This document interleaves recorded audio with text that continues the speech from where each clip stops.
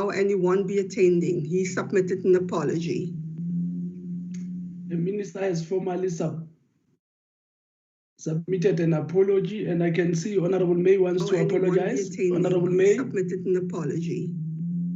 Oh, unmute yourself, Honorable May. Good morning.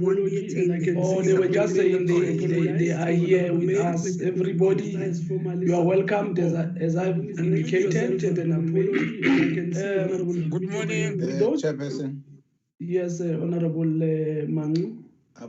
Apologies. Where I am, as I said to you earlier, there is a schedule of load shedding in an hour's time. If I do disappear, I hope not, it would be the reason. Thank you, Chair. I will make you not to disappear, Honorable Manu. Thank you very much. Thank you. Chairperson. Yes, Bam. Mangete sinenkinga ye-load shedding nathi ungenzeka noma yini ifoni ngisebenzisa ifoni la. Yeah, no, we will understand if you disappear. I know load shedding will be problematic, especially on Friday, yeah? So let's try and keep to time and see if we can't avoid to be load shedded whilst we're still in the meeting. Yes. Thank you, honorable members. Can we then deal with the first item? The first item is briefing by the Department of Transport on its revised 2020-2021 strategic annual performance plans. The Deputy Minister of Transport, the Honorable Dikeledi Magas. Thank you, Chairperson of the Portfolio Committee on Transport, members of the Portfolio Committee, the Director General of the Department of Transport, and the team from the Department of Transport, functionaries of the Parliament of the Republic of South Africa, distinguished ladies and gentlemen, Absheni, Imacheroni, today, as we are heading a call to come and brief the Portfolio Committee on the revised APP, this is an indication that we comply with the statute, the revised APP of 2020-2021, as we want to align it with the adjusted budget. It is now common knowledge that the novel coronavirus has come to the shores of South Africa and has put its claws into us, affecting our plans and operations in both the public and the private sector. The transport sector was not spared, particularly during the lockdown level of level 5 and 4, as a number of targeted interventions were either slowed down or completely halted. Chairperson, as stated previously to the committee, when we presented the revised budget figures, we highlighted that due to the 130 billion baseline for the department, we had to reprioritize and declare for the 2020-21 financial year a 20% baseline reduction, and was requested from each sector department annual budget votes. For the Department of Transport, the 20% amounted to an approximately 12.5 billion from the allocation for the financial year current. However, only 11.32 billion baseline reduction was approved for the Department of Transport. An amount totaling to 668 billion was then reallocated to the department, resulting on an overall net reduction of 4.46 billion for the department in this financial year allocation. I need to indicate, Chairperson, that the revision to the Department of Transport's annual performance plan that we are presenting today are permitted in terms of Section 10 of the Money Bills and Related Matters Act number 9 of 2009, which is a requirement following the adoption of the by cabinet on the fiscal framework of government. Actually, our deliverables for 2020-2021, besides being slowed down or halted by the lockdown, particularly our first and second quarter of the financial year, were impacted by the baseline reduction also, reprioritization of the resources from the budget items and reallocation to priority areas. Consequently, Chairperson, we thus downscaled a number of interventions for the current financial year and deferred other to the next financial year to mitigate the risk of non-achievement due to the COVID-19 pandemic. There is only one area in line with the economic recovery stimulus package where additional allocation have been added. As we readjusted our approach to deliver on the revised APP, Chairperson, we will also do with extreme caution considering the prevailing environment under which we are to operate. We will continue to mitigate the spread of the virus, not only in our immediate environment, but also for the users of our services, such as taxis, buses, trains, planes, and also at the taxi ranks at airports, etc. We shall always strive to achieve a delicate balance between chasing our set target while also ensuring that the safety of our people. Lastly, Chairperson, I want to assure the committee that the revision that we are presenting to you today do not only deviate from the apex priorities that we desired to achieve over the medium term. We will also reassess where we stand at the end of this financial year and revise our medium term targets for the remaining 4 years of the Department of Transport Strategic Plan 2020-2025 to ensure that we realign targets with the desired outcomes and the impact for the for the medium term. Through you, Chairperson, I would like then to request the Director General to provide a detailed presentation on where we exactly are with the revision of this APP. This will be done per program, and also at the end provide the brief background and motivation for the same. With these few words, Chairperson, I also need to indicate that, as has been highlighted, the Minister will not be with us today, as the apology has indicated.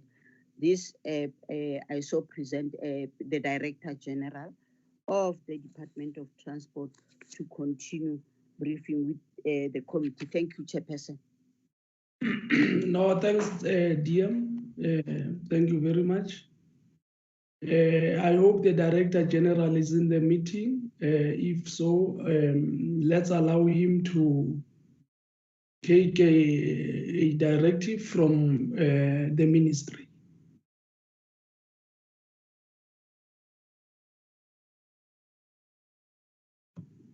DG, how are you?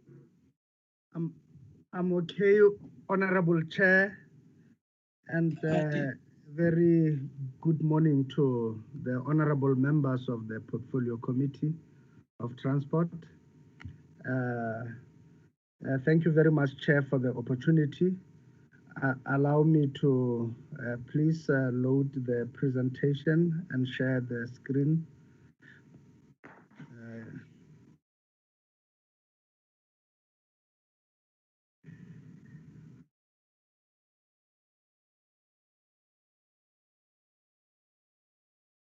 Can it be seen, Honorable Chair? No, it can't be seen unless I see it. Yes, it can be seen now by everybody. Oh, okay. Thank you. Thank you very much, Chair. The presentation, Chair, I will not waste time then on the background and various other facets of it, primarily because the Honorable Deputy Minister has covered these issues. Allow me to move to the next issues, Chair, that I will go straight, which are the revised areas per program, and this will save our time. Chair, in the administration area, there has been 9.6 million that has been shifted from savings on the program's goods and services to fund the shortfall in some of the distressed entities, and notably the CBRTA and RTIA, and to also procure some PPEs for those entities. You may also be aware that the development of the DOT evaluation plan has now been deferred, Chair, in terms of our proposal to Parliament to defer this to the next financial year. This was the issue about evaluation exercises, and we have realized that it will not be possible to complete the work due to the delays that have been there. At the outset, Chair, I need to indicate that there are two main considerations for us to do. So the first is what the DM has put forth is the issue of the reduction in budget. With lesser money, we can do lesser things, and therefore our targets have to be revised downwards. Again, is the sheer issue of lapse of time with lockdown level 5 having really taken that long, and with level 4 and 3 also, wherein we're only allowed a maximum of about 35% of full-time staff to be operational.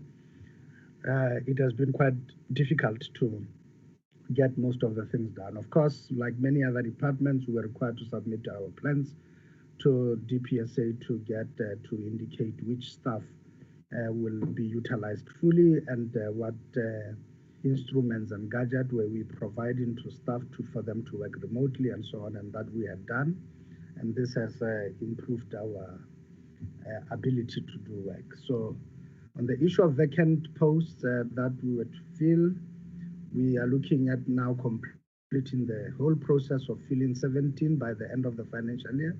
And you may know that this has been reduced from 75. We will continue on the stream we're in. We have tried to do as much as we can, but even when we had now scheduled 2 positions for DDGs to interview, one of the panel members that we had been doing an interview with them the previous day then got the results that they are positive for COVID, and all of us had to cancel interviews and then had to go for that. So some positions, it's possible to interview them online, virtually, and we are pursuing that route. But on some, due to the nature and the conditions in the regulations, such as DDG positions, which require that a candidate must actually do a supervised exercise on site, the requirement is making it difficult to do it virtually because of fear that there may be fraud, and you may never know whether a person indeed the exercise was done by them personally or somebody else wrote it for them. So from that point of view, we are forced in a way to have this type of still contact sessions, but with social distancing measures and everything put in place. We are looking at the reduction in the number of employees. We were to train 50% of our employees in terms of our workplace skills plan that was submitted to DPSA and approved by the DPME, but we now will only be able to complete the courses for 10% of the staff and no longer 50. And some of the programs in that 50 have been deferred to the commencement of the next academic year. Sorry, Chair. We are looking also on the issue of the appointment and placement of interns. We have deferred this to the fourth quarter, and this has been dependent really on the risk adjustment strategy and how far we would be. We have always been waiting for level 2, but depending on the science that was being presented by the National Institute of Communicable Diseases, it has been quite difficult to predict in terms of the modeling exercises when this will occur. Now that we're at level 2, obviously there may be a relapse and the numbers may surge. We may have a second wave, and we do not know how this will pan out. But in terms of our planning, we have deferred this to the fourth quarter, which is the start of a financial year, which is the start of an academic year, and we would be able to do some work in this regard. On integrated transport planning, this is a section in which most of the staff in here have been provided with equipment and tools to work remotely. Sorry, Chair. And 10.7 million has been shifted from savings on goods and services to fund the shortfall in the distressed entities and also to procure some PPEs for them. The target to develop the regional integration strategy was downscaled for the remainder of the financial year.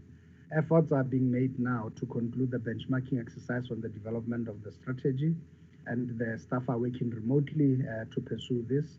But we do recognize that by sheer lapse of time, it will not be able to complete all what needed to be done on the strategy by the end of the financial year. We had set ourselves a target that by the end of the financial year, we would have finalized the draft strategy.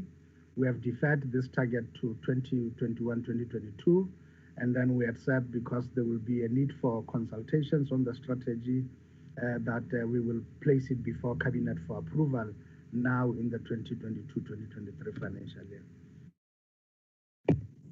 And as far as rail transport is concerned, the reduction has been in the amount of 1.012 billion, and of that 1.021 is from the rolling stock of renewal program of PRASA, and 15.8 million from savings on the taxi recapitalization program, and this was intended to assist in funding the revenue shortfall of the RSR, and also 6.3 million shifted from savings on goods and services. If you may look at this, we have reprioritized also 1.260 billion from PRASA's capital expenditure programs, and we had diverted it with the approval of the Treasury to fund the revenue shortfall of PRASA, and for PRASA on the resumption of the train services in level 4 to also actually do the program for their COVID-related expenditure of sanitizers and all the related aspects. The development of the National Rail Bill has now been deferred pending approval of the National Rail Policy, and to this extent, the rail policy is being worked upon. We believe that we will complete it by the end of the current financial year, but when it will most likely be approved by Cabinet, this is what is a problem, because Cabinet itself is experiencing a huge backlog, with most of the Cabinet meetings during level 5 to level 3 being blocked up by the NCCC discussions and meetings. There has not been enough throughput in terms of what was originally planned on the Cabinet program. So the National Rail Policy will be in the back burner looking at it, and we most believe that perhaps by the time the backlog is cleared, we would then be able to place it in the next financial year. On the annual infrastructure and job creation targets for the rail sector, these have been negatively impacted by COVID-19, where we are now in the process of revising, and we're downscaling this in line with the corporate plan of the Passenger Rail Agency. We're a bit far ahead. By last night, we had been discussing and we had agreed with PRASA on the key figures in as far as this is concerned. Them too will have to table their revised annual performance plans according to this. And accordingly, what we had initially targeted that we will achieve all of it, we have now revised a little bit downwards. But we have found that with the policy of insourcing of staff, particularly for security, and to protect the network, and to also have onboard security within trains, this will now mitigate and has helped us not to downscale quite further down, and they have mitigated the impact that would have been there, and therefore PRASA will table the corporate plan as well as the revised APP separately, but as it is known, this impacts on our own targets as well around job creation. As far as road transport is concerned, we have had a reduction in the amount of 2.551 billion, and as you may know, of that 1.096 billion came from Sanral non-toll capital, and we have shifted this to fund the GFIP, the popularly known as e-tolls, and 309 million for the COVID-19 revenue shortfall for Sanral, and the 1.756, and I think the 309 revenue shortfall is because people have not been traveling during the levels, and Sanral could not collect a lot of money. Upon calculation, we felt that the target was now missed by 309 million that should have been collected, but has not been collected. 1.756 billion was reduced from the PRMG allocation. This we had briefed the committee about earlier. The impact would have been greater in that space, but as we have reported previously, we had managed to mitigate against more cuts in that space. 2.7 million had been shifted within goods and services, while we were also shifting some of the savings on the tax recapitalization program, and we had utilized this to fund further the CRBTA as well as RTIA to the tune of 104 million and 200 million respectively. Targets for the South African National Roads Agency, SANRAL, and the Provincial Roads Maintenance Program, as well as job creation consolidated indicators were revised, and we have revised them downwards, and knowing that after the cuts on the PRMG, not all the number of kilometers we had targeted and had given the targets to provinces, and we had done a 10% reduction right across because the cuts had represented more or less 13% right across the board. Additional indicators were added. These are new indicators, and this we are adding now to the original APP. They were never there before, and we have added them accordingly.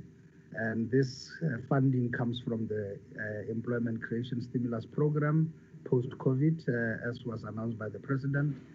And in this regard, the department has successfully negotiated with the Treasury for an amount of money in excess, just below 2 billion for this. And we have also gotten a further amount for roads engineering sub-program. The idea is to take about 12 rural roads as a start and utilize them as a basis for labor-intensive methods of implementation. And as it may be known, the Western Cape has already begun, and we had agreed with them on the revision of the PRMG as a way of looking at a pilot and to see how the impact would be. So we are rolling that, we'll roll it out right across the entire country with this new funding and ensure that labor-intensive methods can be utilized so that more people can get jobs instead of simple mechanization, because this is what the country requires right now. And as far as civil aviation is concerned, 44 million has been shifted from our savings that we made. I've reported this to the portfolio committee previously on the negotiations with Telkom, and we had since agreed with the Treasury. They have allowed that the 44 million, which was savings, should be utilized again to cover the shortfall of CRBTA and RTIA, and to also help them secure PPEs for COVID-19. Submission of the Air Services Bill to Cabinet was deferred pending approval of the Civil Aviation Amendment Act, and Cabinet has duly advised that the Air Services Bill should be withheld until Parliament has finalized the Civil Aviation Amendment Act. This act was before the committee this week. The Civil Aviation Amendment and deliberations have been held on it. We will keep a watchful eye over the parliamentary processes. We're looking at what inputs political parties and members of parliament are putting into this, and we will see how far of what is covered in the Civil Aviation Amendment Bill will have an impact on the Air Services Bill. But at our last comparison, there were quite few overlaps, and we had since cleared the overlaps in the Air Services Bill we put before Cabinet. But Cabinet wanted a linear approach. One must follow the other instead of a parallel approach in which we had sought to save time. So that has been, with this deferral, it means that the target for the Air Services Bill to be approved by Cabinet by the end of this current financial year will then not be realized. In as far as the development of the South African Search and Rescue Amendment Bill and the establishment of the Aviation Safety Investigation Board, which board must come as a result of the approval of the Civil Aviation Amendment Act, we had earlier looking at how far ahead on the list of the Leader of Government Business, the Civil Aviation Amendment Bill or Amendment Act was on that list. It was quite ahead, so we felt that it will be dealt with in Parliament earlier, and by the end of the financial year, it will have been approved and we would have most likely have established the Aviation Safety Investigation Board. It doesn't look likely anymore.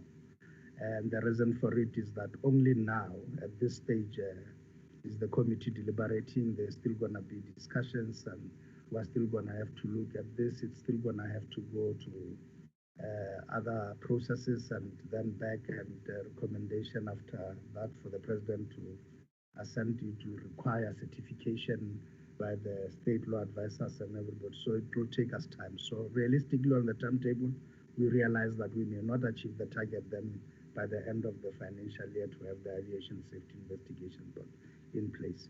If the bill does move faster, then it will be an added bonus. We think that we can achieve that.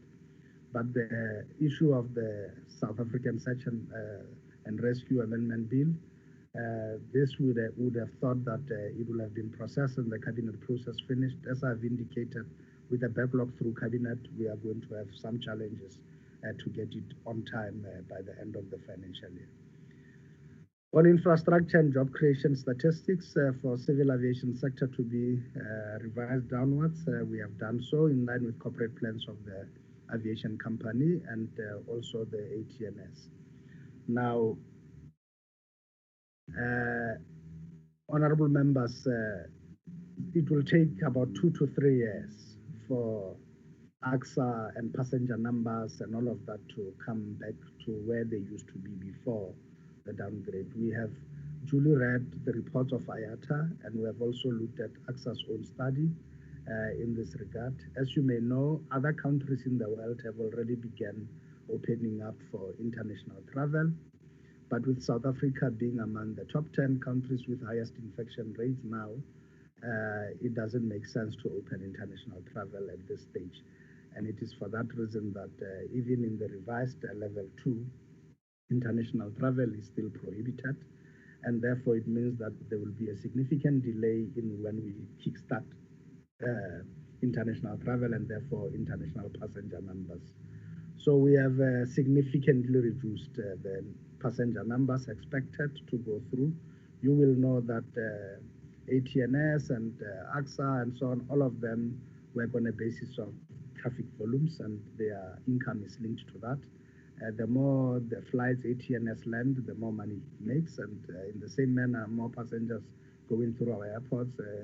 Airports company does make money in that regard, but in this regard, those have had to be revised downwards, and therefore we are revising them in line with the corporate plans developed by both the two entities. And SACA is largely also in the same boat in this regard, and they too are impacted, albeit with the interventions we have made, we are mitigating that thing. And also what has helped to some extent The impact on the ATNS and SACA has been their healthy balance sheets coming backwards, but now you would see that with SACA, they have now utilized all their reserves to be able to keep themselves afloat.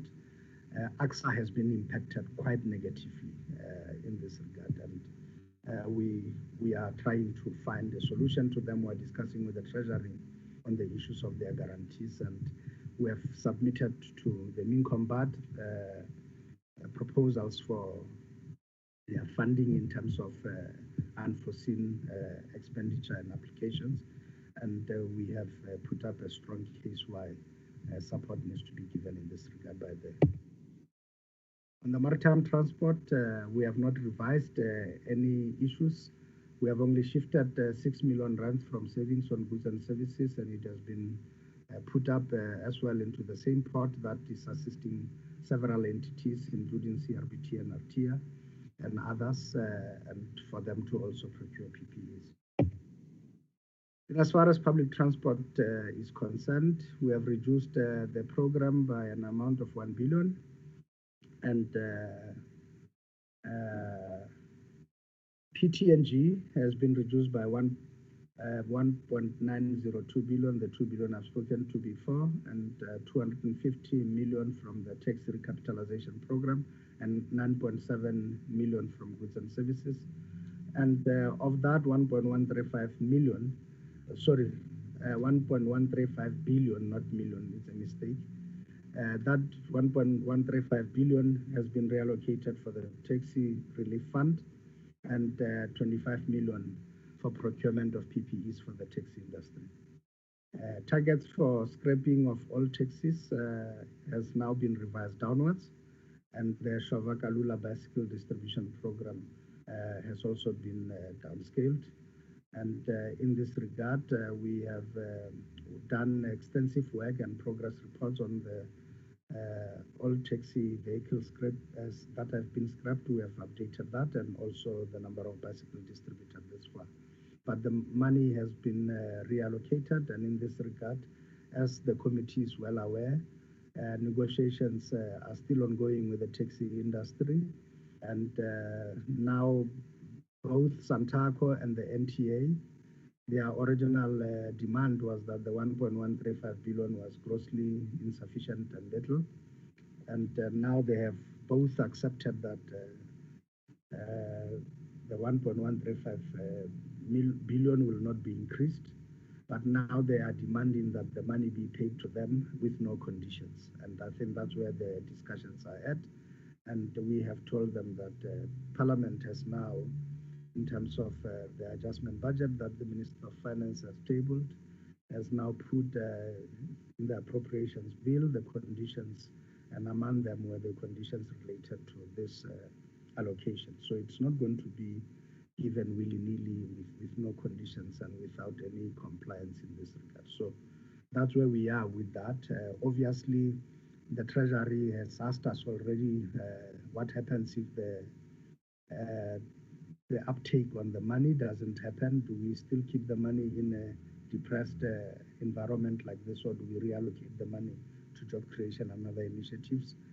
And we are discussing with the taxi industry. We have made them aware of the challenges that if the uptake does not happen and take off very quickly, we will have challenges with the retention of the money. So the discussions are still at that stage. We will keep the committee abreast as and when we go ahead.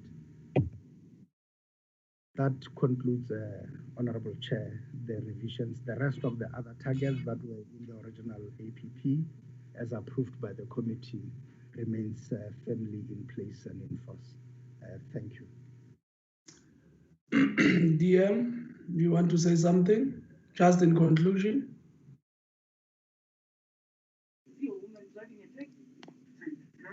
Thank you very much, Chairperson. We're presenting this adjusted APP to your good self as the portfolio committee, and we believe that we did what we could under these trying circumstances of the COVID-19. We so present to you, Chairperson, and the entire committee the revised APP. Thank you. Well, thank you, honorable members. Let me see hands. Honorable Megdi, you the first. Honorable Hunsinger.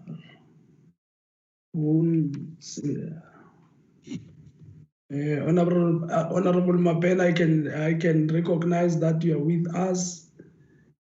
Sorry for having not recognized you early. I'm happy you have made it to the meeting. Thank you. Any taker? Only two. Or Honorable Nolu Chungu? Nolu. Any Honorable Mapena?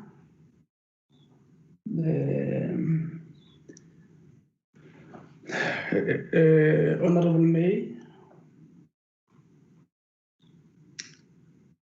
Yeah, I think these are the 5 hands I can see now, unless people have been eaten by load shedding already.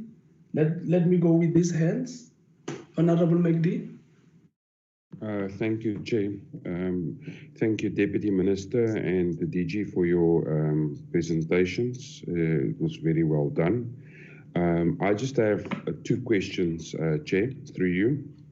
On slide 7, on the rail transport, I think there must be something, either I'm not understanding it correctly or there's something wrong with the maths here. It says here that the program was reduced by a total amount of 1.012 billion. And then it says 1.02 billion from the Praza rolling stock. The 1.021 billion is bigger than the 1.012 billion. So if I can just get clarity on that, please, Chair. Then on the civil aviation, I know this was not there, but is there a way that the emergency funds can be given to, let's say, the South African Civil Aviation Authority regarding the purchase or the rent of a calibration aircraft, because this is going to become an issue very soon. September is the storm month, where we get storms in Gauteng and we have severe bad weather. It will mean that flights that come into Johannesburg will either have to land in Durban or in Cape Town, because those are the only other 2 airports that have ILS or Port Elizabeth. So we have a problem. In the very bad financial state that the airlines are in at the moment, they will not be able to afford to fly that additional nautical miles to land, and it's going to place passengers at risk. So I'm just, if I can get some clarity on that. Thank you, Chair. That's my 2 questions. Thank you. Laat ons hoor, meneer achtbare lede Hunsinger.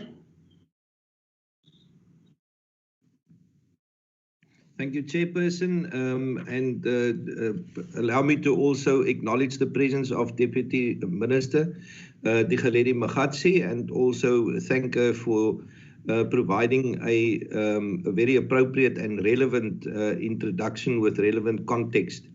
Thank you, DG, for the presentation. I have 5 questions that I would like to ask. The first one is under the heading of the first program around administration, where you remarked that of the 75 vacant posts, only 17 would now be filled. My question to you is whether the difference has now been removed from the organogram, or is this a temporary situation?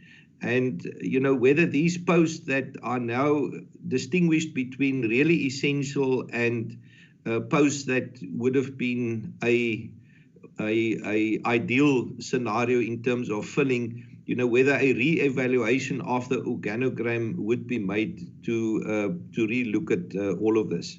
Second question, in terms of the reduction in training, I'm really concerned about. I do not regard it as a good thing to reduce training around workplace skills from 50% to 10%. Has there been any effort in trying to establish alternative and including alternative institutions so that we can really comply with the objectives of workplace skills training, not to reduce the training because of obvious reasons around impact and effect that would have on the long term? The third question is around the 1.26 billion reduction in the PRASA capital budget to operations against the background of a severely damaged infrastructure, and whether these replacements and repairs would be regarded as CapEx or OpEx. Because as you might know, we requested an audit of the current infrastructure asset based to really have a financial assessment of the implications of all the destroyed and vandalized and stolen assets, particularly in the rail sector that was really hit very, very hard in the absence of security. Next question is around the rural road maintenance program that you mentioned. Additional indicators were added for rural road maintenance programs. Now, I would have loved to see additional capital and not just indicators added to rural road maintenance, because really, you know, to have 2.53 billion rand allocated to e-tolls, which is 187 kilometers, opposed to the 273,000 kilometers of roads in the 9 provinces, who have only seen a 4 billion rand increase from 2015 till now, really needs to be balanced out. And I know, you know, we are in a very, very difficult situation given the current economic situation, but we need to really balance out rural road maintenance, you know, with what we plan into budgets. Lastly, Chairperson, I have heard everything between the lines which the DG has presented in terms of fast-tracking the Civil Aviation Amendment Bill. And from our side, we are keen to really fast-track this bill since it is of crucial importance. So even if it means that we have to have additional sessions and additional meetings to assist the department in getting this bill fast-tracked, I'm positively behind it. Thank you, Chairperson. Thank you, Honorable Nsinger. Masive, Honorable Fighter Noluchungu. Thank you, Chair. Good morning to the Deputy Minister, the DG and colleagues, and thank you for the presentation. I had 2 questions and just a comment. The one question on vacancies has been addressed, and also the reduction on PRASA, given the challenges that we have on infrastructure, has also been addressed by our colleague. Just a comment that you have cut the budget on the tax recapitalization program. But now that the minister has committed to the subsidy date and the implementation date, there might be an increase in the scrapping of vehicles, given the fact that people know that I'll scrap my vehicle and then the subsidy kicks in and will benefit, you know, on both sides. So it is just a caution to say you need to find a mechanism to sort of manage that one. Thank you. Masibonge kakhulu, Mhlonishwa, Mapena, sithokoze baba. No, thanks so much, Chairperson. I think I saw that you missed me in the beginning of the meeting, but thank you for the acknowledgement. Unfortunately, also, the previous meeting, we had been hit with severe load shedding. As such, I could not connect. I think the previous other meeting, I had only been connecting using my cell phone, and I couldn't turn my video on. So apologies for that. No, thank you so much, DG. I think it is worth also noting that this APP is, like it's being presented within very difficult financial climate, given the tanking of the economy and basically everything else that we thought was our normalcy has eventually changed. I think given the tight and the strenuous financial position, I think you obviously had to do fancy footwork, like in terms of the allocations and the reallocations and the downscaling of everything else. And I think, as Honorable Chris Singer has indicated, we truly do understand this. But however, in terms of the vacancies being reduced from 75 to about 15. Will this be the priority vacancies which will be prioritized, the one that will be remaining? And also, like, do they form part of the critical ones which would be actually be prioritized? And also, I think I wanted to touch on the issue of training, but I think Honorable Chris Ansinger has touched on it. But maybe just to add on that, in terms of training, is this for the actual department? Because I see this program is within administration. Is it for a department, or is it for this goes across the entire entities of the department?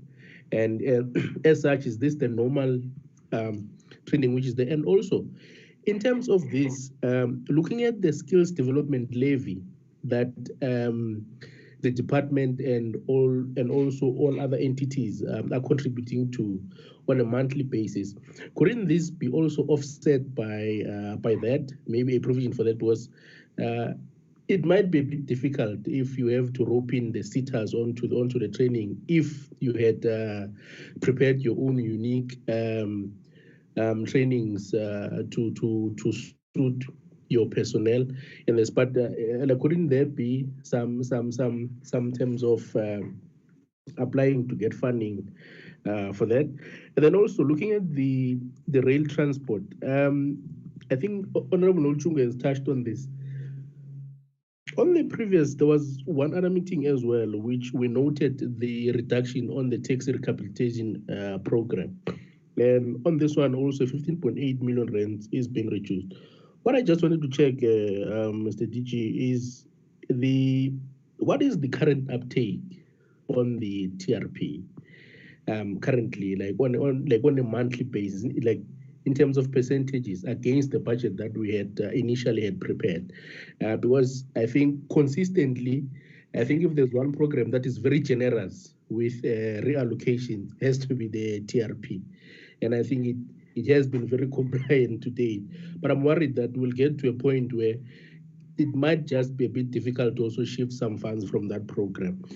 One other issue that you touched on, DG, I think it was in passing, the insourcing at PRASA. I think my colleague has also touched on it. Look, there was a meeting there was an engagement which happened at PRASA Tech in Braamfontein, which didn't go so well. There were people who were shot by police, which they were injured. But there are a lot of fraud allegations, according to that, because one issue is we have people that have been working on the railway stations and on the tracks for over 15 years. Those people have been passed on from security company to another security company. This company gets 4 years of a contract to provide security services. They lose the contract, but then another one comes in, they just take that very same personnel. These people currently, they are being told that they do not meet the requirements for the insourcing. The requirements are that these people must have a matric certificate, they must have a driver's license, they must have a serial license, obviously, and then they needed to have a firearm competency. But some of these people who've been working on the tracks for the past 15 years don't have a matric certificate, and we can say that they have a wealth of experience. And these people will now miss out on an opportunity to be insourced onto the process personnel to be made permanent. I think as well, DG, I think with the colleague on PRASTA, Mr. Bongisizwe, I think this is something that needs to be looked at. I think it's a bit unfair, and it's something that can be looked, because I can't be working on a train track for 15 years and then I'm told that when it's time to be insourced, then I don't qualify. Also, just on the issue of the PRASA stations, there's a station in Soweto, in Kliptown. That station had undergone some sort of revamp early last year. Currently, it resembles an abandoned, dilapidated building. One, if you go there, you could swear that this building was abandoned about 5 years ago, and all this happened within 4 months.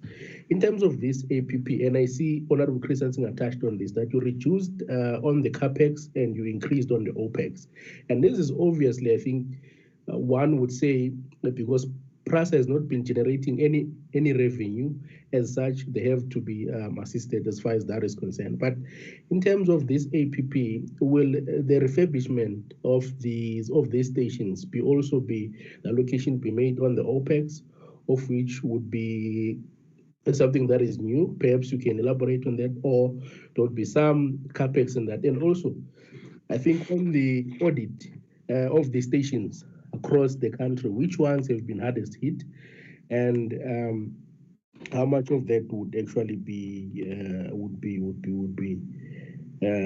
used to bring them back to life? And lastly, Chairperson, on the program for road transport, I see that 1.7 billion rand has been reduced from the provincial roads maintenance grant. What I just wanted to check is on the new stimulus package, the employment creation stimulus program for the maintenance of deep rural roads maintenance. So 1.7 billion rand is taken from provinces. Will this be compensated by the 2 billion rands which you would have gotten from Treasury, or will this program specifically be only for deep rural areas? Because if 1.7 billion rand is taken, Gauteng may not necessarily be one of the provinces which may be a beneficiary in the deep rural roads maintenance, but a province like Mpumalanga might benefit. So I wanted to check if maybe you were looking at that to say we take 1.7 billion rands from provinces, but then we can offset it with the employment creation stimulus program, given your deep rural roads maintenance program. Thank you so much, Chairperson. Masithokoze mhlonishwa Mabhena. Agbare Liede May van Oost af. Baie dankie, voorsitter. Honorable Chairperson, I would like to ask only one question. And that is about the rolling stock renewal program. Is it going to slow down the manufacturing of trains in Nigel? And the previous speaker referred to the stations, railway stations. I can assure you, Port Elizabeth, it's in a dilapidated condition. And I think in future, we must do more oversights, but not only in Gauteng, all over South Africa. Thank you, Chairperson. Akbar Liede, thank you. Before I give back to you, DG, you talked about domestic air travel being opened under level 2. Are we ready in terms of what needs to be done in these airports, fumigation, the essentials, just to take the nation on board? If you can fill us on that one. I think the issue that has also been raised by Honorable Mabhena is actually the issue that we should look into. The issue of insourcing. People with experience, having been there for such a long time, our belief is that the department should have made a clear decision concerning those people when the insourcing happened. I know that people were applying, and there were requirements on the applications. But this is an obvious case. We know these people, they have been there, they've been working there for the past 15 years. I think it will be a bit insensitive of us to just let those people go without any other opportunity given to them by the department. Otherwise, the rural roads program is welcome to DG, except to ask that are all the rural provinces catered for? Because we may be saying the rural roads only to find that there are 2-3 provinces targeted for which could be a bit of unfortunate. Otherwise, here are the questions. DM and DG, over to you.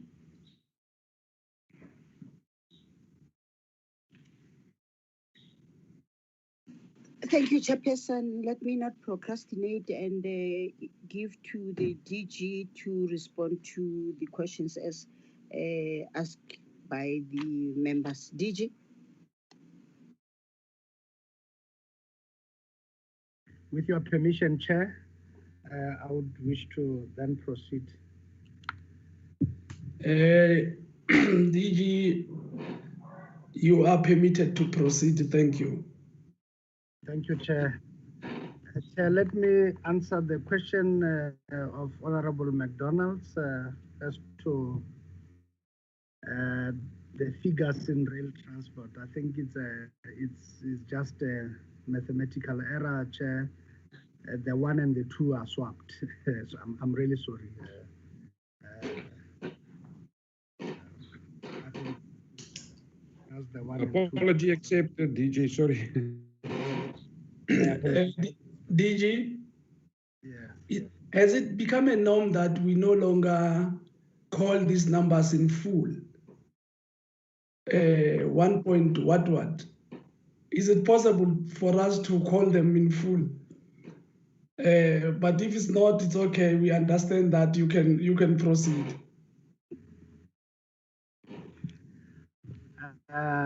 Chair, I'm trying to avoid many memes being done of me pronouncing the numbers wrongly, but I will in future write them in full, Chair.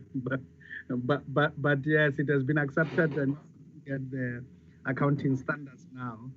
They have also accepted that we can just place the 3 zeros on top and write the abbreviation of the B or the M to signify a million or billion. So, but yes, that's when we became a bit liberal after the accounting standards changed a year ago. But nevertheless, we can still write them in full. Yes. Chair, the issue about vacancies that has been asked. I'm sorry. There was a question by Honorable McDonald's. I take it that it presumes the report that has been circulating that says that some airports' runways have not been calibrated. If I am correct that that's exactly what he's asking is related there, I can respond to it. But I thought I must get the clarity first that that's what he's raising. Yes, through you, Chair. It is about the inability of aircrafts to use the ILS systems in many of the airports in South Africa at the moment. All right. No, then I think we're aligned. We're talking the same thing. No, Chair, the calibration aircraft of SACA, that does calibration of all the airports belonging to the state, as you know, experienced an aircraft accident when it was calibrating the George Airport, and unfortunately 4 of our pilots died there in that accident. The accident investigation done by our own accident investigation people has been done, and the report submitted to us. And we had requested that owing to the fact that SACA is the regulator and that we don't want questions of biasness or anything or the report's legitimacy being questioned in any way, because if this was SACA looking at somebody else or the aircraft investigation unit was looking at another airline or somebody else, it would have been. But if it is the regulator, South Africa's own regulator, then we think to be transparent as much as we can, we have asked that an independent investigation unit by another country should actually come and study the report and also do a thorough review and do its own due diligence on the processes and every other thing, and produce its own independent report which the country can then accept. We have since approached three of these agencies, one on the African continent. We have approached the Nigerians who have a similar capacity as we do. We have also approached the French to consider assisting us, and then the Americans in the NTSB. So we are waiting proposals from all three. We will take the affordable proposal across all the three, and we will look at what they offer and what can be done. That report later, Minister will release it, and as it is required by law, it will have to be also published and tabled to Parliament. So, as that's the case, Chair, we will come to that when that comes. So, but we were robbed of the remaining capacity to do calibration. So we are allowed in terms of this process to then do extensions applications on this, and we are assessed by ICAO, and ICAO does grant several of this. The longest that is allowed to be granted is 180 days, within which you need to have done the recalibration. We have done so for several runways. Because each runway is treated as a runway, not just airports as a runway. And I think this is the issue we need to clarify. So when it is said that there is our airports are not safe to land, it is not true. We have runways that are compliant and that have been within the calibration period. And also the ILS on some of these, our own engineers have tested them. There's nothing wrong with them except that the requirement is that after a specific time, they've got to be calibrated. So as a result of us not having a calibration aircraft, we then decided that while we are negotiating with the Treasury an amount of money to buy a new aircraft, we should then be able to hire private sector capacity to do calibration. So as it is known, the country doesn't have that capacity to do this work, so we had to hire from outside. So a German firm was identified, which could do the job for us to come do the work. There was no other way, honorable members, I can see the irritation by what I say, but there was no other way. If we wanted to not to have, let me explain, even if we, the next day, we bought a new aircraft and we fitted it with, we had to fit in all of that, it's not a procedure that would have been within the required time frame. So long, we couldn't be irresponsible and allow for the downgrade of airports, and which means that we will affect the landings and everything and the movement. So what you do is that you then, if there was a local company that could do the job, you utilize it to do that job.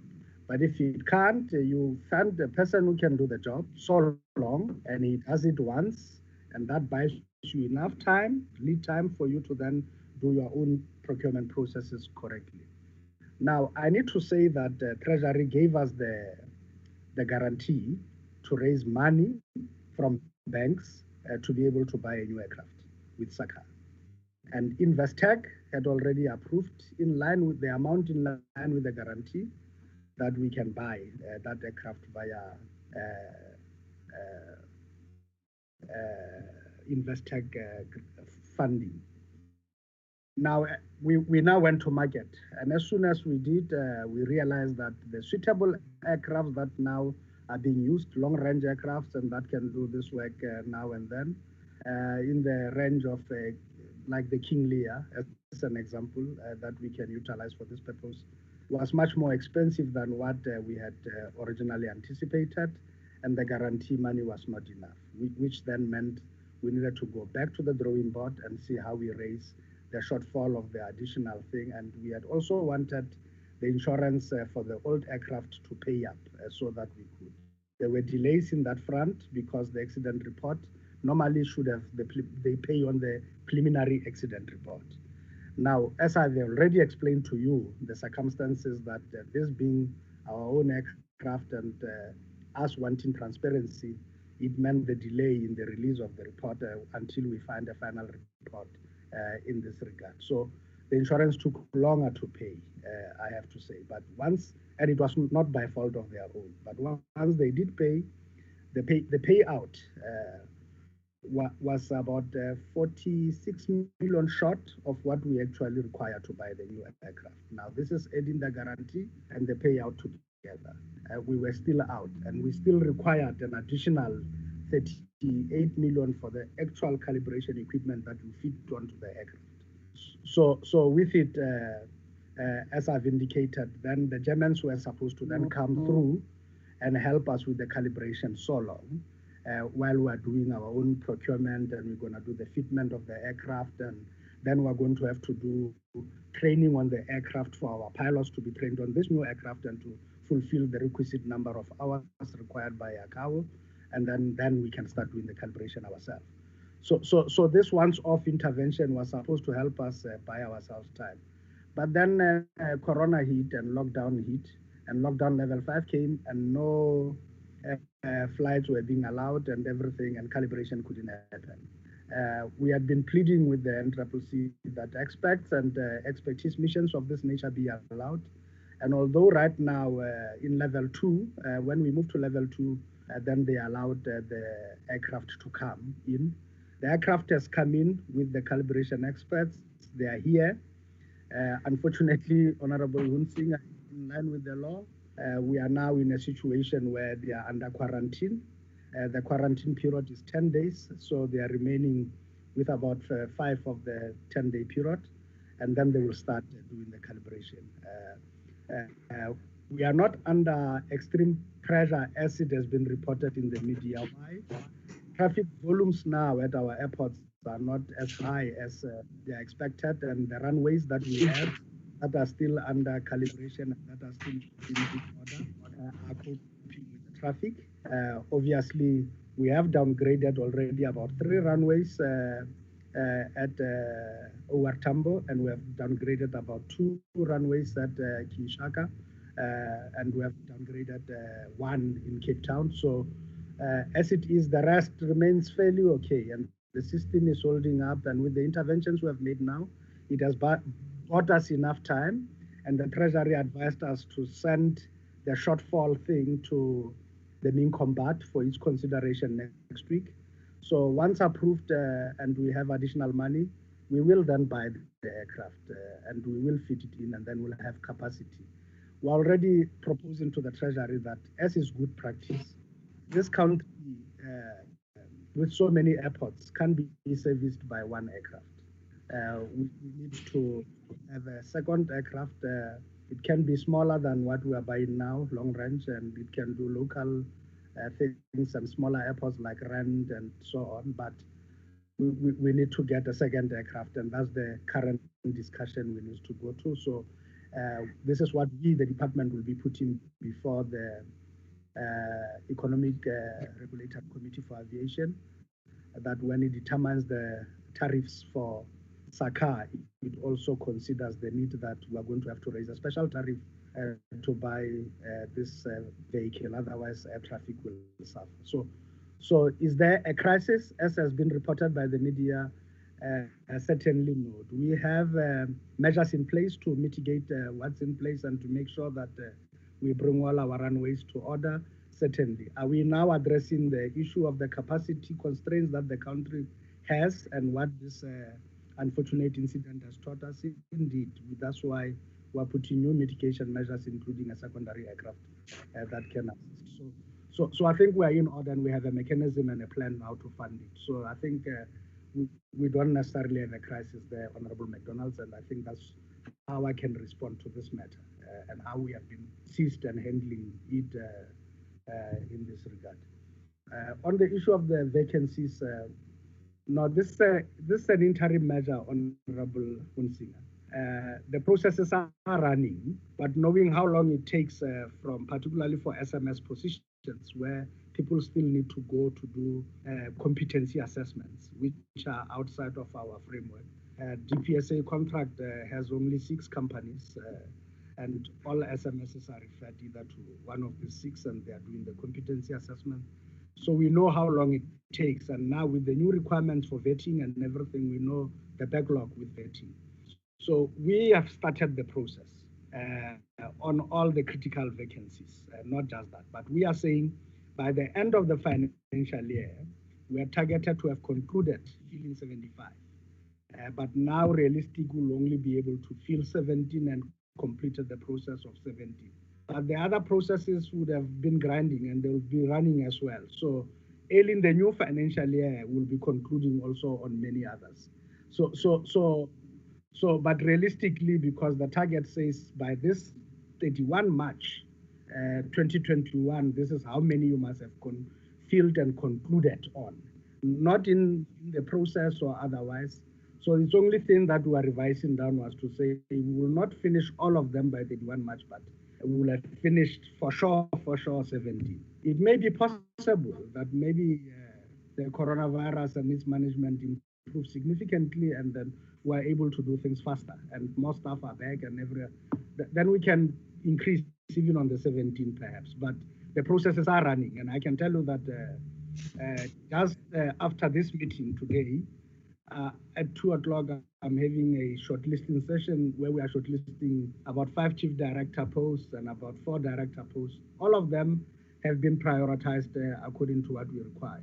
And I can tell you now, in level 5, we also saw, if you are a driver, it doesn't matter how much of equipment we give you, you will not be able to work remotely when there is no travel in level 5 or level 4 and employees are not expected to come to work. Your job is to drive around and so forth, and therefore you virtually stay home. And this is the reality of the situation we've been having. And what do you do then with that? So COVID has in many ways opened our eyes. And we do know that even beyond COVID, chances that things will go back to normality as they used to happen are not the same. And therefore, the revision of our plans and our priorities are happening. And as we were doing this exercise of the revised APP, we were also looking at that exercise as well. And we were looking at which positions must be deferred now and that we are not going to need of immediate, and in which sections must we be increasing. And that exercise we have done, Honorable Hunsinger. And it is for this reason that we are quite clear now that the 75 we have identified are priority positions, all in all, and that's what we are now doing. On the issue of the skills training, we had considered and we have revised the workplace skills plan accordingly, as the law requires that once we make significant changes, we must do so. We take this in 3 approaches. First is our bursary program that takes staff and helps them according to their personal development plans that are signed with supervisors for them to further their studies and do every other thing for themselves. The second part is our semi-outward focused approach, and I think I'm also responding to Honorable Mabena's question. The extension of the question is put forward, and it looks at intents that come in from the outside and they are brought into the workplace for on-the-job training. And these are the only non-employees that are affected by what we're talking about here. Those that come from outside and come into the space and so forth. And then we also have another category of the bursaries in transport-related matters that are given to students in this regard to pursue. Some of them register in the half-year cycle and so forth. And for many of those, we have postponed them to January because even universities themselves are struggling with that. Then lastly is what Honorable Hunsinger has raised, which is the workplace training, and that portion, where possible, it is happening. So obviously, the workplace training will not happen for employees that are now encouraged to work remotely and work home, and who are not coming to the office, and training will become impossible because it's much more cheaper if you do it in a group. Say if there are 15, you do one lesson, one session. Now, if you to try to replicate that and say everyone must go be trained at their houses, and you must now train 15 people at home, it's a mission and a half, and it's quite exorbitant and expensive. So we have looked at all permutations and practicalities of what could be done. And I think the highest impact has been on those people reliant on the training institutions themselves, who tell us that they can't proceed with the programs now at this stage, and that they have deferred the programs to January. We have no choice. And those are not the type of training programs you can actually do in the workplace. You can't now say you are going to teach somebody an honors in supply chain management, which must be done at a university, with University of Pretoria as an example, and now you say you are going to do it in the workplace. It's simply not going to work. So I think we have looked at what could be salvaged and what we still could do and what we still could deliver, and that represented the 10% of our workplace plan. And that's what we are now pursuing in this regard. On the issue of PRASA capital expenditure cut, PRASA is a difficult animal from an accounting processes. And I'm sure you may be aware that the report of the AG previously has raised the fact that they don't even have financial policies and things like that. And this were part of the 9-point plan we gave, or 9-point mandate we gave to the administrator. He has done that now. He has finished all of that. We received his 6-month report, half-term report, what he has done. All the key critical policies that were mentioned in the AG's report have now been processed and approved at EXCO level, and including those. So there has been streamlining. Even irritations such as the issue that has been raised. Let me give you an example. PRASA, in terms of its accounting treatment and handling, the bogies of a train, which cost about 4.5 million, easy. One set of train wheels with all the mechanism and the rotating motor. That is not capital. That is considered operations, because they say it's spares and it's a part. So they treat it in that way, despite its intensity in terms of the heaviness to the budget. So the policy has now changed in terms of how they are going to treat some of these things. So there you have a lot of trains. You are sitting with capital here. You can't spend that money because it's called capital to buy the bogies to repair these trains. You have the money, but you can't use it for that because that's supposed to be operations. And there is a Chinese wall between the two in terms of the treasury allocations. And we say, but why should we be slaves to our own rules? Why shouldn't we change the rules so that this thing now is treated as capital and you actually can buy those things and fix them? So there's been this work that has been done so long. And while, yes, we have cut on capital, I must also quickly hasten to indicate that we didn't cut on capital as what has been raised, for instance, on issues of stations, as Honorable Mabena is raising, or on the modernization program. What we have cut on is capital on the issue Honorable May is concerned about. We've cut on the rolling stock renewal program. We cut there. And we cut there realistically, knowing that the reason why we are targeting the cut in the rolling stock was precisely because two problems really. One I've already briefed the committee about earlier. The first one is that PRASA can't receive 5 trains a month. It simply has no yards and parking space for all these trains. This is the truth. We are working on that now. We have just finished Pardon Island, as you may know. We are working on another one on the Central Line. City of Cape Town has now exchanged land with us. they've given us new land for a depot. We have done Volmatin in this regard. We have done improvements and protection of it. We are talking to Transnet about Elandsfontein in Gauteng as an additional capacity. And I'm having a meeting with Transnet next week. We hope we'll be finished by that. So we'll have new parking for all these trains. That's what you do, because you can't buy cars and you don't know where you're going to park them. And it's the same thing that PRASA has done. It signed a huge agreement to buy trains. And then Gibela wants to deliver the trains but don't know where to send these trains to. So that was the first part. But the second part, it's also our renegotiation of the contract with Gibela. To be honest, the government was given a raw deal. And as you may know, only the French are the ones filing in Alstom. They are the people who have been making money out of the entire thing. But everybody, including the 40% BE shareholding that was originally done, those BE partners have never made a cent out of Gibela. And Alstom is a giant. It has now built Alstom Ubunye next to that factory in Dunota. And what they are doing is that they are buying themselves from their own factory. They are buying all parts to be used for these trains. So we obviously can accept that.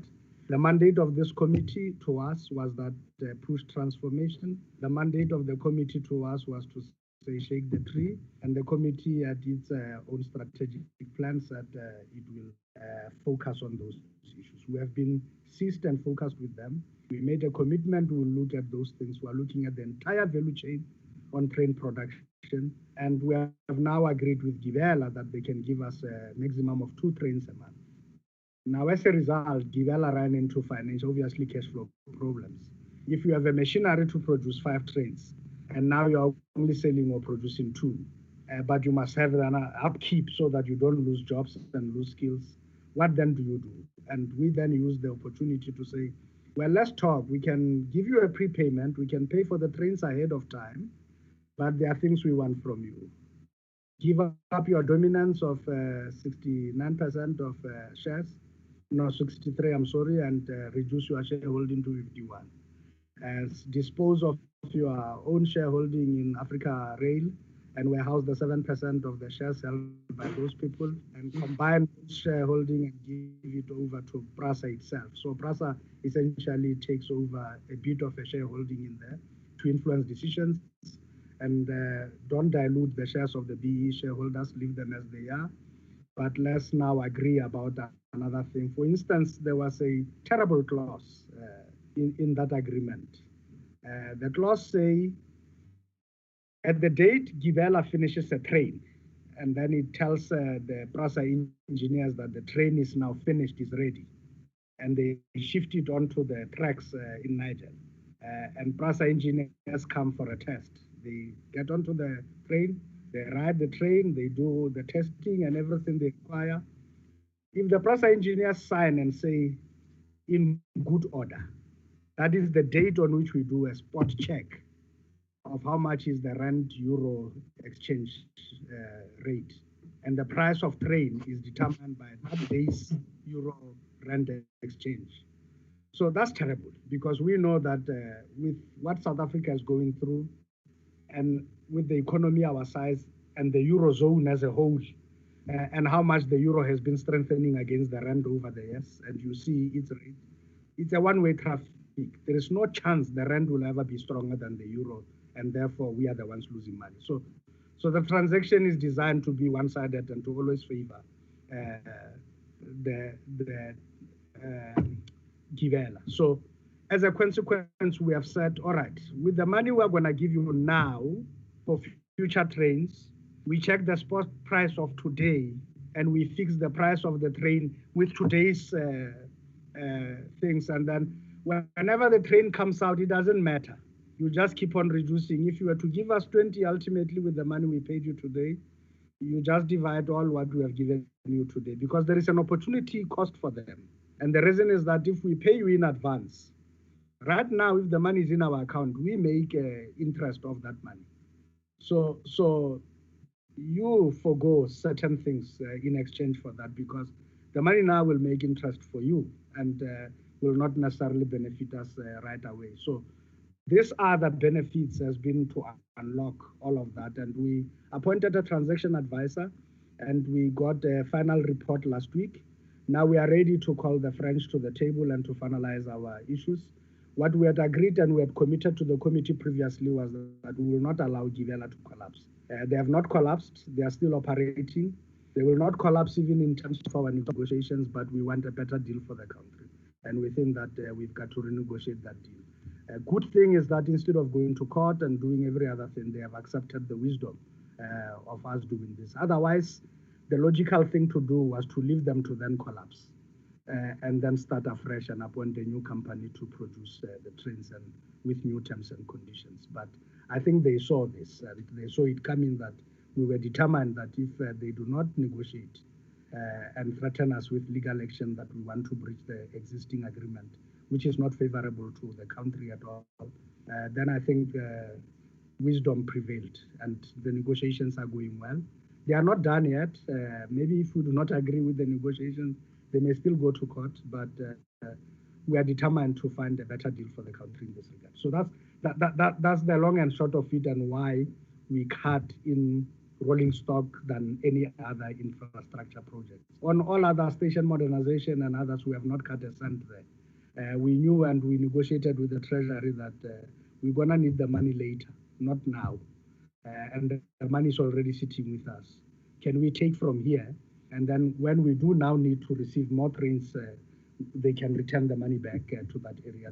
They accepted the logic. And so far we have placed it in 3 financial years from now that the money will come back. So we'll wait until that happens. And should the pickup happen and we need more trains now, we will find that money back. The issue of rural roads will cover all rural roads at Chair. And we do accept GFIP is a problem. It's a reality we inherited. It's a reality we can't just wish away. And I'm the first one, and I've said so when I became DG and I briefed the committee, that I'm not the biggest fan of what is happening. And actually, I'm the one who raised the alarm to say, we cannot continue taking money intended for provincial roads and for other areas and subsidizing GFIP. The quicker we find a solution to GFIP, the better. I've said so several times, honorable members, and I still stand by what I said the first time. And I'm still having my own personal opinions about how GFIP can be resolved, but the decision is not of our department, must be made by cabinet as a whole. We have been having a to and fro with the Treasury about this. We have been discussing different permutations. At the last engagement, we were already on scenario or proposal 13. So this, I'm just saying this to elaborate the efforts we have been making. And even 2 weeks ago, Minister again consulted with the President on the matter, and we also had a special session with the Minister of Finance on the matter. So the discussions are happening, and the infrastructure office in the presidency has now decided to take the baton and carry on and be a champion to try to resolve the matter. So we are there with that. It's not ideal, but if we do not do that, if we do not take some money somewhere in the entire budget and pay for GFIP, we know what's going to happen. It will cause what is called a cross default. And the cross default will mean that all other investors will become jittery and they will all now demand their money immediately. We do not have that 70 billion to give to pay it immediately in this regard. So we're better off paying 1 billion here and there and keeping up and hoping that we kick the can down the road until a firm decision is made on what needs to be done. But quicker that decision is made, the better for the country and for the certainty of the fiscus, and for Sanral itself to also come out of the morass now it finds itself in with a downgrade, for it to be put on a path of sustainability again. So that's where we are, because in the overall, Sanral is a well-run machine, it's a well-run organization. GFIP is actually throttling this well-run entity, and we can actually resolve on that. On the issue of we welcome your comments on the amendments to the civil aviation thing. We will welcome that, and if it can be amended quickly, it will open up new avenues and what we can be able to do. And Honorable Noluchungu, the issue of you raise, we take to heart, and we will look at it carefully, and we know, and Honorable Mabena raises it aptly to say that this has been a generous area to experience cuts. Indeed, there has been general resistance by the taxi industry, but we do know why. When the deal was done, it was indicated that the taxi industry will benefit 60% of the proceeds of the company that does recapitalization. So this was always the deal. It was always part of how it was structured and what was to happen. But you know as well as we do, Santaco and NTA never drinks from the same pot, and will never be in a position. And the last thing we want is a taxi war over people who are fighting for money.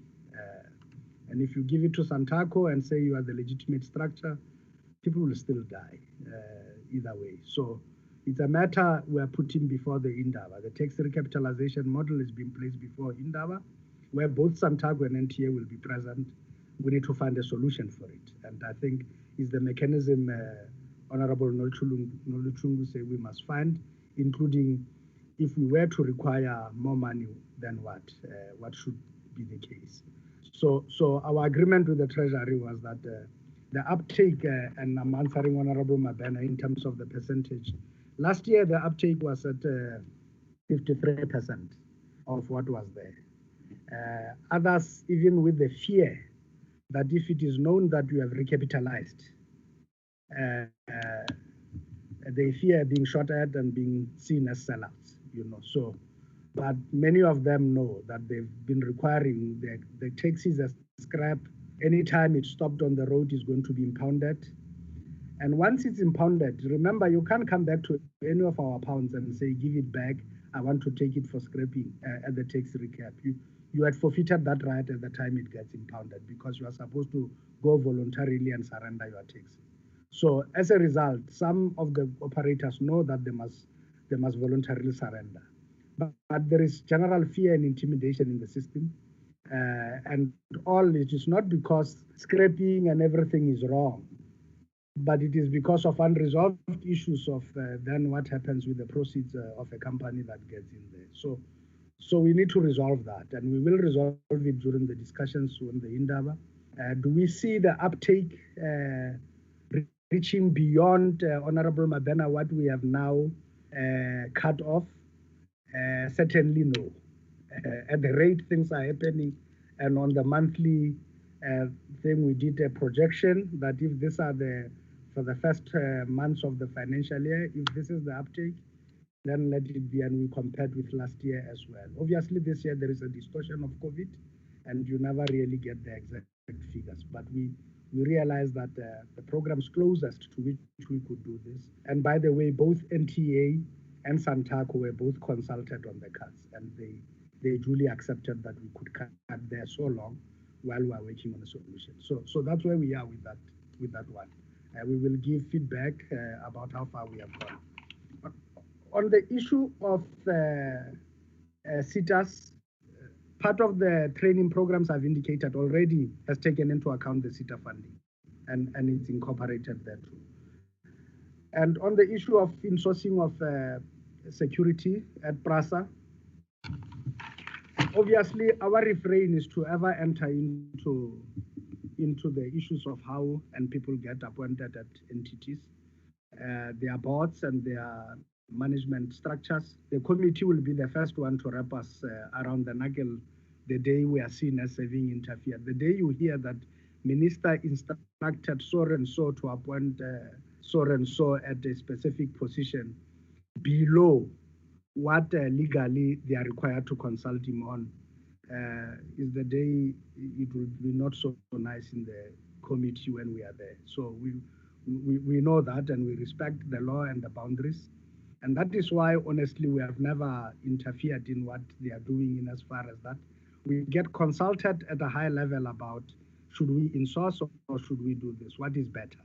And once we have agreed to a policy trajectory, if they are implementing that policy of insourcing, we don't really dictate and say appoint that one and not that one and so on and so forth. But we do hear the sentiment of the committee, and we will communicate this sentiment to the administrator accordingly, more so about the people who are said to have been there for long and who have experience. But I must also be careful, Chair, how I say this to the committee in this regard, because there are also other sensitivities, which I believe, and I'm also aware that the Chair is still to be briefed and still to be taken into confidence on that. But all I can say is that work was done by the intelligence structures of our country on why PRASA was being ravaged the way it is, because on some things it is not a failure of security per se. There is where our cables have been stolen even when there were security guards on duty. There is an issue of, let me give an example. You do recall the burning of the 3 trains at Cape Town station on the platform inside the station at night. There were 16 guards on duty that day, that night. And at the time, the CCTV shows that there has been those boys, they are clearly captured by CCTV, they are burning the trains.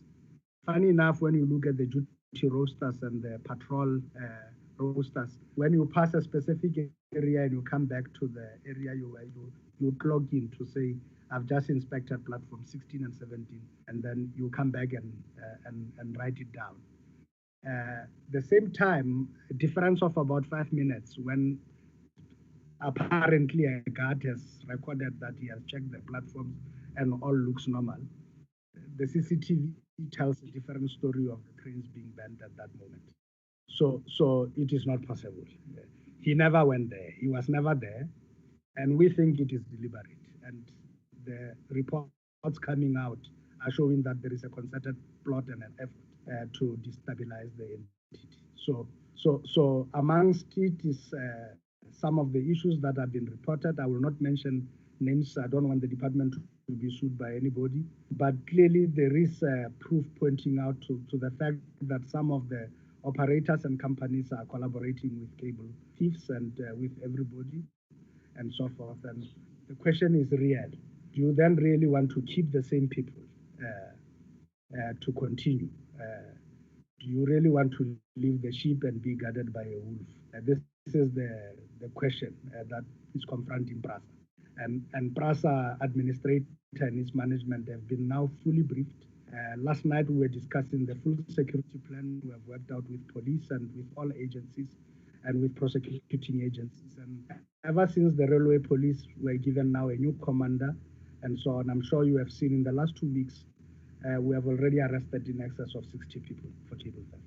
Something that was not being done all along, and we want to charge some of them with the new charges and with economic sabotage. And cases are now going through with the NDPP. We have been assigned a deputy NDPP to look at the cases of PRASA because the cost is going into billions. And if we do not arrest the situation, then it's not going to be helpful. So government is fully awake, has polished its act, more so the last, because we have never seen us being ravaged this way ever since lockdown level 5. And there is a clear indication why, Chair. The last 3 months coincide exactly with the expiry of the court order of the extension of contracts for the security companies. And that's why we have been ravaged the way we are. And we have been forced by a court order to keep people in the first place we should never have kept, which people have been, even when they had contracts, we still suffered almost every second week on each line. There's been cable theft and cuts, and there has been disruption of train services and so on and so forth. Even when security was there, and even when we were paying for that security. So I don't think that it should be made simplistic to say, as a result of the cancellation of contracts of security, therefore the field was ravaged. No. When it gets to be realized that there is a reality that PRASA has started a process of recruiting new people, and the reality is that there will be no renewals and that we are not coming back, all of these measures are now being put in place. And that's why we request that a full deployment of the entire 3,600 cohort of the railway police, at stations, at installations everywhere. And it's not the primary duty of police to do this. But if they are not there now until we bring new security, then by the time the new security takes over, they'll be guarding the type of stations Honorable Madana tells us about.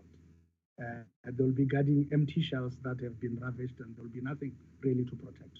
So that's why we had to do the intervention the way we have done. But we think with new people, fresh blood, and so on, it holds a promise for a future. And also the problem of continuation of legacy such as that, of where you insist on getting people that are not accredited by CIRA, which is the private security regulatory agency. If you do not comply with them, and they are not vetted by CIRA, as the law requires them to, and you are insisting that they must continue, they must just stay there because they are there. Even when the evidence tells you otherwise, then in short, you are irresponsible. And that's how we are looking at it. And it's not palatable. I do understand what is being said, but nevertheless, we'll take the message of the committee and communicate it to us, what has been told to us. But I think perhaps the committee can also ask for an in-committee session for a full briefing of that nature, and it can be given in this regard. Then, Chair, on the issue of the PRMG reduction, I've spoken about this and I have clarified that matter, and I've answered Honorable May already. And lastly, the issues that the Chair has raised, which is the issue of domestic travel. Yes, Chair, we are ready. We did a due diligence, and in the directions that have been published today for aviation, we're adding 4 new airports, the smaller ones. We are also introducing Hoedspruit and other smaller ones that we had not put in before. And we are ready. The capacity is there. We have always insisted, even on domestic, we have an extension of services with Port Health. As you know, Port Health doesn't do domestic travel. It always does international and looks for diseases that come from outside the country. But with the uniqueness of COVID, we have agreed with Health that Port Health services will be extended to domestic airports. They have been. So all state-owned airports will be provided for by Port Health, except Umtata, which the Provincial Department of Health is providing screening services at that one. And then the rest of them are provided for by Port Health, and all AXA-owned airports are provided for by Port Health. And the smaller ones like Vonarboom, which is owned by the city of Tshwane, and Mahikeng, owned by the provincial government, and so on, and Polokwane Gateway, all of those are being provided either by the city health response or by that, but Port Health has trained them. So this is what we have done in this scenario. We are confident our measures have been holding up very, very well, actually, in aviation, and we have been doing fairly well. And there, enforcement is quite key. If we say that everyone's mask must be on, it's always on. But it will surprise you, Chair, that with all the preparations we have been doing for PRASA, even on the 6 lines that are working now, they have kept up to their loading capacity that we had set earlier. Earlier it was at 30%, it went to 50. Now with the current directions, it's going to 70. But it's holding up.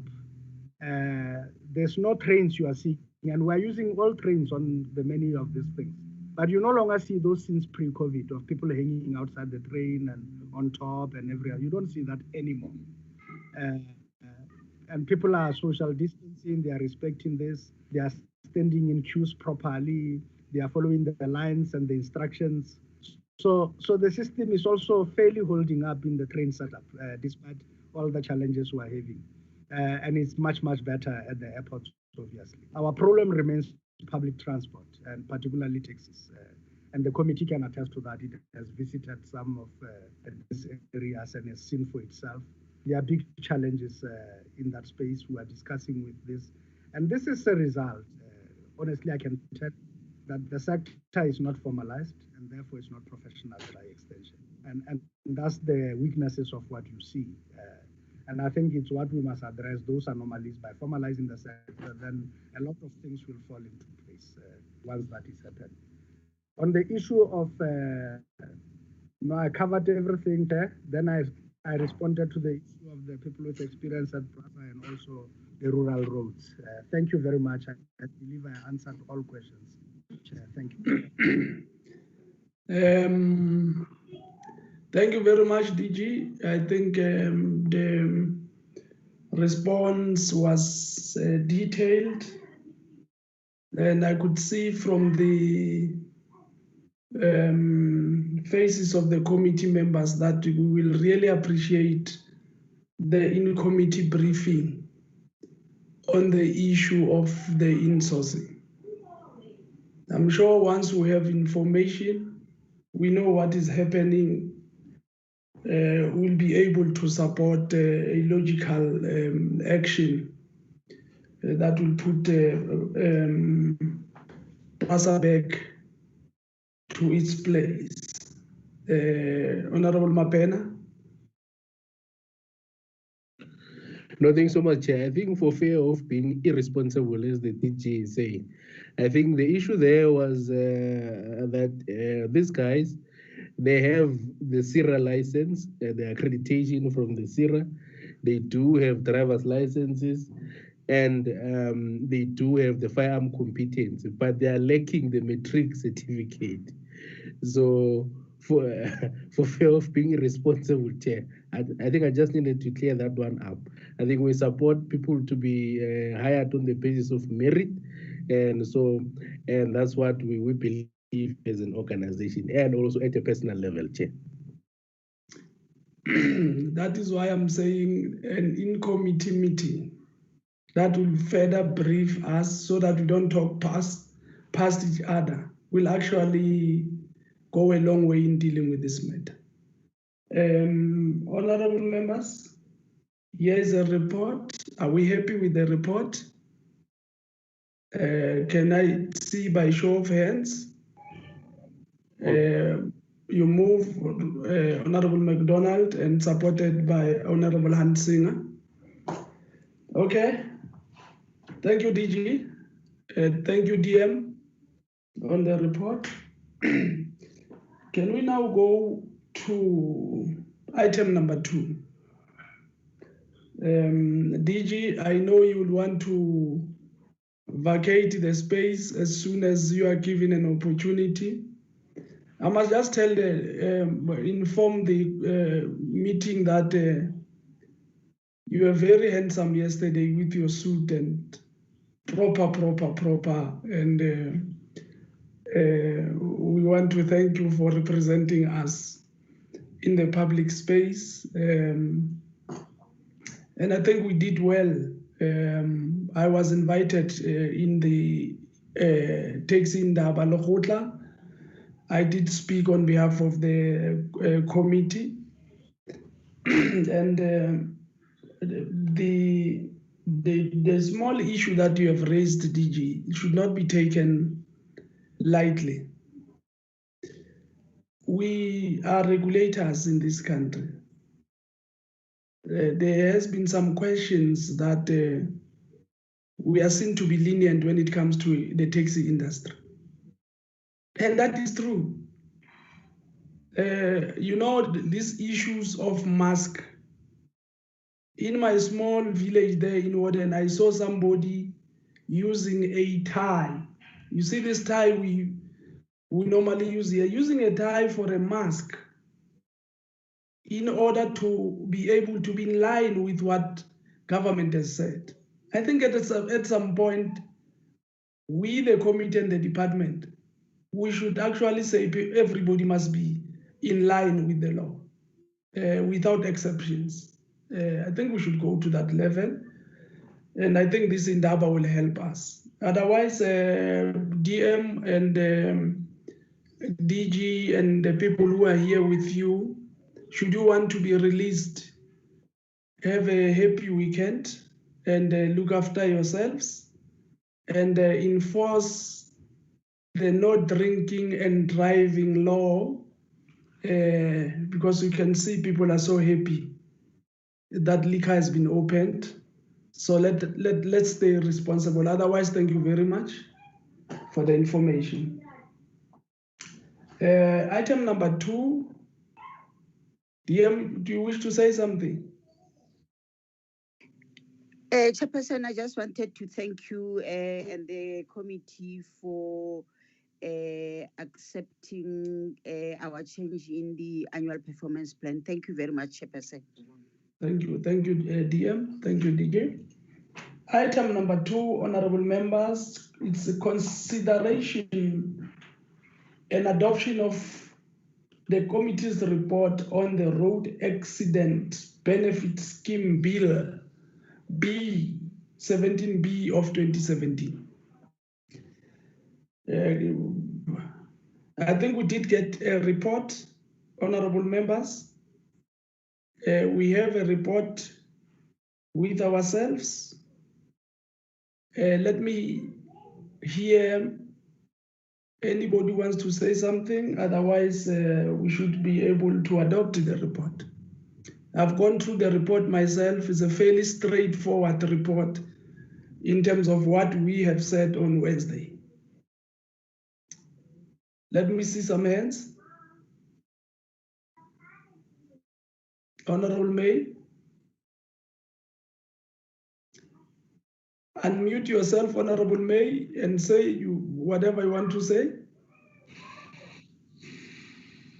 I agree with the report. Thank you, Chairperson. Any seconder? Honorable Ansinger seconds. Anybody who says want to say something, dissenting view? Thank you very much. No dissenting view. The report has been adopted. Julie. This is a report of the Portfolio Committee of Transport in its entire team. So we should be able to support it even outside there. Item number 3, minutes of the 18th. I've also gone through the minutes myself. They are fairly straightforward. Can we move for adoption, or let me start by any corrections?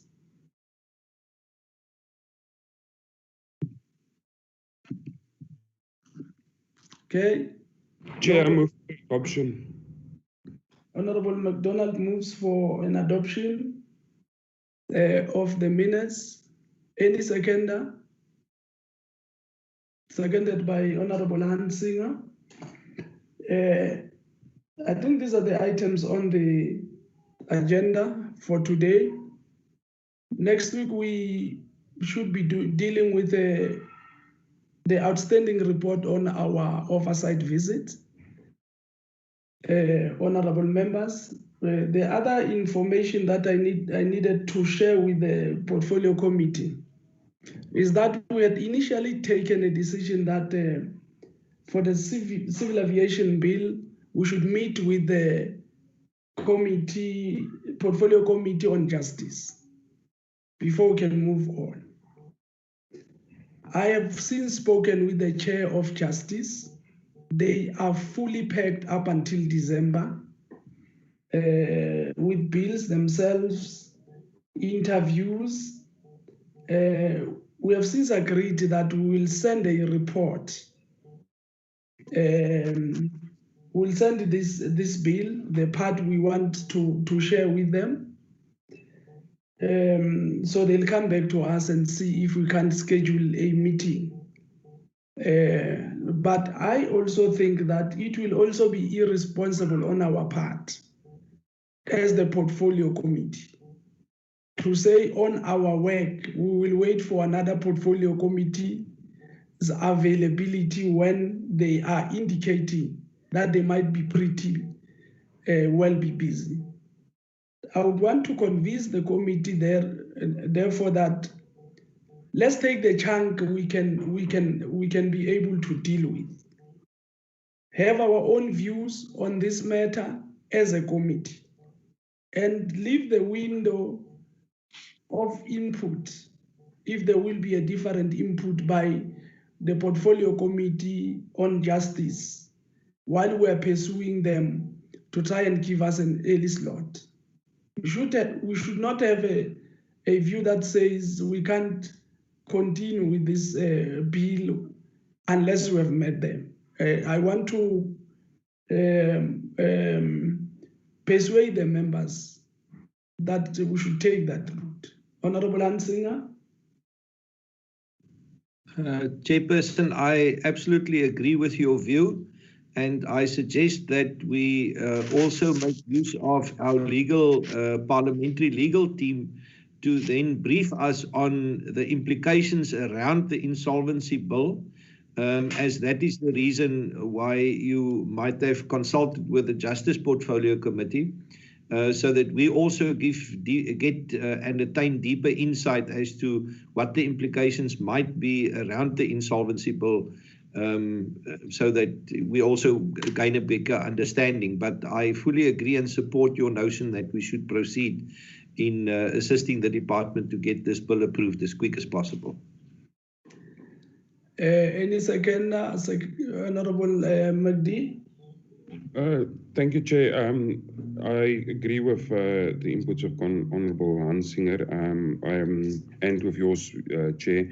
I think it's of great importance that this bill gets to be finalised by us, and I think every endeavour must be made that we can continue with this bill, even if it means that we have to have another additional meeting in the week here, that we can finalize those inputs from the legal department, and that this bill can get off our table and onto somebody else's table. Thank you, Chair.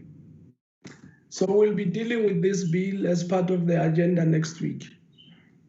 Am I correct, Valerie? Yes, Chair, and just so that you know, we did approach House Chair for additional meetings.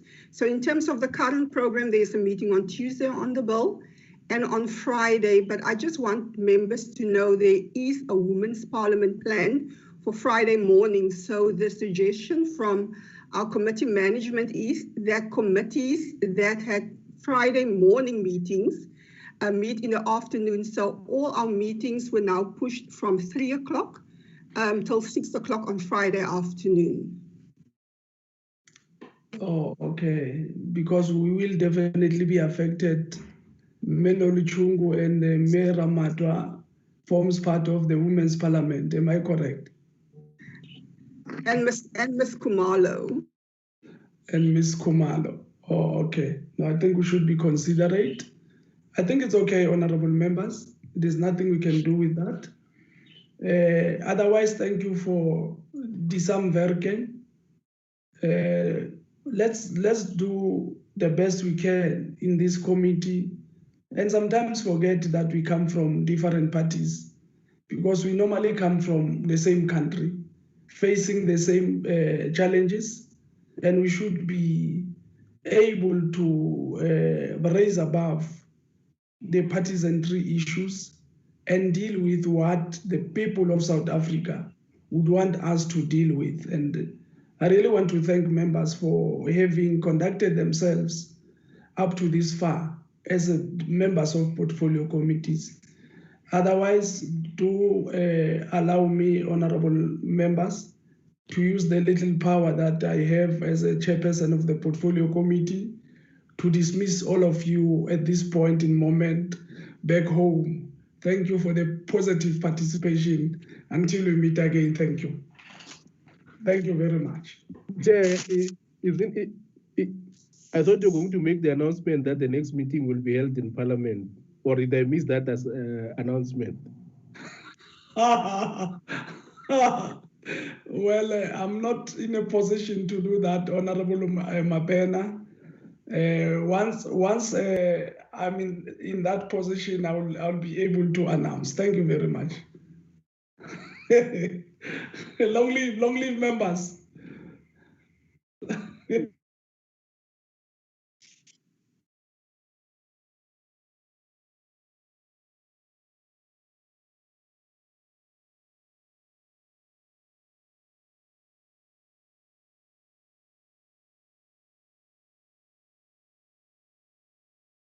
please.